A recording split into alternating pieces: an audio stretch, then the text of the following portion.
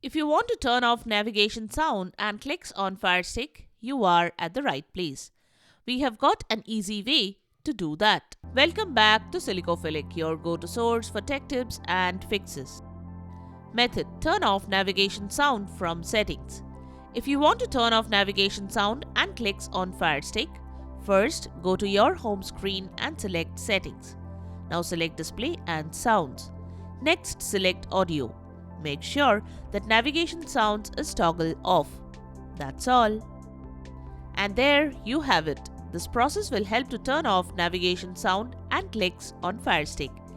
If you found this video helpful, don't forget to give it a thumbs up and subscribe to our channel for more tech tips and troubleshooting guides. Leave a comment and help others know about the method. Thanks for watching, and we will see you in the next video.